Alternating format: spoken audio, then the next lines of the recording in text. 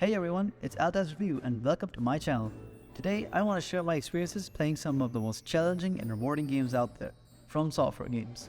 If you're unfamiliar with From Software, they're the developers behind some of the most iconic and difficult games of the last decade, including Dark Souls, Bloodborne, and Sekiro. In this video, I'm going to take you on a journey through my personal experiences with these games, from the highs of defeating bosses that seemed unbeatable to the lows of dying repeatedly to simple enemies. If you're a fan of From Software games or just love a good challenge, this video is for you. So let's get started and talk about what makes these games so special.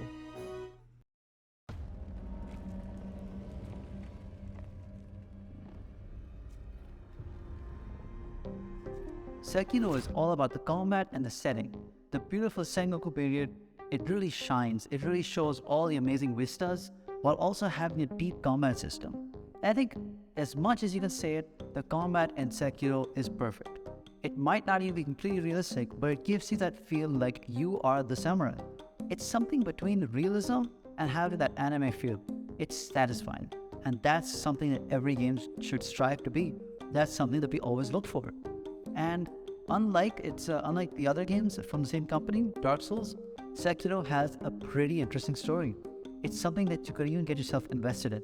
And that's where the lore comes in. The more you read about the lore, the characters that are clearly defined in the story have an even greater depth. The skill curve is something where there are ways to solve it even if you're just beginning. You do have to get good at it, but that's the fun of it. The combat system of Sekiro is something to be explored and understood. It's not so intricate that you couldn't get it. It's just that you really need to get the timings right. You need to see what your opponent is doing. You need to find the best possible reaction, the best possible counterattacks. And developing that, watching every enemy, you really get a closeness to the enemies. There are so many enemies and bosses in Sekiro that I feel like I know them personally. And that's just from reading up the lore and just from fighting them consistently. Because the fighting and the combat in Sekiro is like a dance. It's beautiful, it's breathtaking, and it really explains everything about both characters, but your own character and even about the boss you're fighting. Every small dialogue, all the flavor text, it only gives a greater depth into this game. And when it comes to the final decisions leading up to the end of the game, in terms of combat, in terms of design, and in terms of storytelling, Sekiro is a game you can appreciate from all angles. Whether you're into tough games or not, it's easy to look at Sekiro and say, this is an amazing game and it's a work of art. Dark Souls is commonly revered for its amazing storytelling, its amazing gameplay, and how it redefined RPGs as a whole. Even now, there are so many games that try to reuse the Dark Souls formula. I think even now, you could find so much detail in every enemy. The way the enemies look in any given area and the way the world is structured tells something about the world. You can consistently read into the situation and it always does mean something. You're never looking into something too hard. And there are so many different characters who, although you speak to them only a couple of times, they tell a large story. There's something that everyone's striving for. The importance of the story in Dark Souls is that your character isn't someone special. You're no Dragonborn and you're not someone who's meant to see the end. In fact, I feel if you never finish the game wouldn't care. It doesn't want you to finish the game. It doesn't care enough to have you proceed.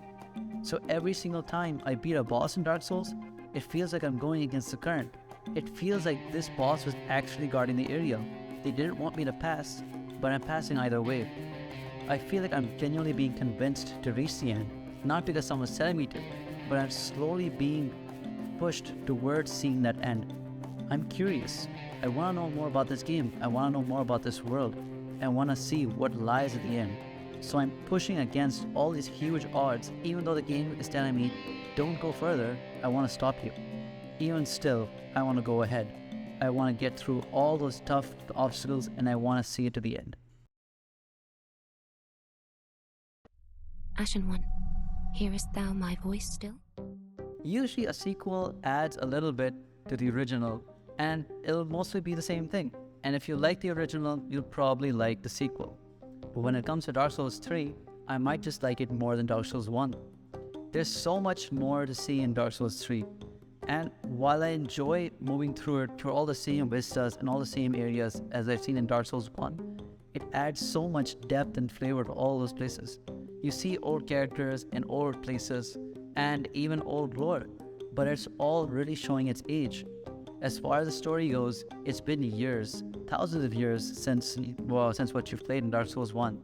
And it really shows, not just by saying that it's been time or that it's aged, but by showing what kind of kingdoms have passed since you left. It really shows as if it's been years after, and the world has been going on its own. As the story tells us in Dark Souls, there's a constant theme of decay. The whole story keeps reminding us that things are decaying, they're dying, the fire is fading. If not just the story, the combat in Dark Souls 3 is much faster, much more fluid, and honestly, it's a lot more in-depth than in Dark Souls 1. The way that enemies fight and the way you're able to fight using all your different weapons, and especially one of my favorite things being the weapon arts. It adds so much depth into the combat, and there's so much more you can think about. Dark Souls 3 makes you think more when you're fighting, it makes you think more when you're exploring. While you're looking for familiar vistas and familiar characters, you finally get that sense that this series is truly moved on, and that you were able to see the end of it with a blast.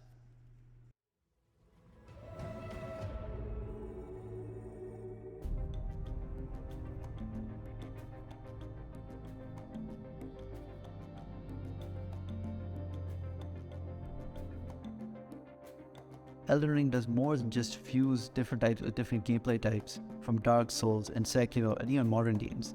It even expands on the idea of an open world. Being able to decide for yourself what's important or what's interesting just by looking at the map. Everyone knows that feeling of first discovering Sea of River and seeing the amazing starry patterns and the new environments that lie underground.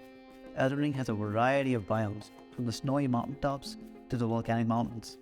Elden Ring introduces a new kind of exploration where you can choose how much of the game you want to see. As many people have done, it's very much possible to finish the game in just 30 hours. But if you really want to see everything, it might even take you 200 hours. There's a fine line between doing what you need to and doing what you want to. And Elden Ring naturally makes you want to explore more and find out more about the world. I don't know a lot of people that have only done the main story or the main quests. There's always more to see. There's stuff that just catches your eye and takes you around the whole world, combining all the best parts of all the old games with amazing bosses, amazing scenery, great combat, and even the use of magic and weapon arts. Elden Ring has really been the culmination of From Software's work. It's included everything that we loved in the old games and created something new that we can respect from the modern times. Even when it comes to players that are usually against the style of gameplay that Dark Souls has introduced, I think Elden Ring is a great starting point because there's always more to do. Whenever you're stuck at some place, there's another whole biome that you can explore. There's all kinds of things to find out. There's more to learn. There's more to experiment on. There's so much to do in Elden Ring, you could never really get stuck. I think Elden Ring successfully created a grand culmination of all the old games From Software has created and really cemented its place as one of the greatest RPGs of all time. And I'm genuinely interested in seeing what From Software create in the future, because whatever it's gonna be, I'm certain it's gonna create a whole new genre, just the same way Dark Souls did, the same way Sekiro did, and the same way Elden Ring has.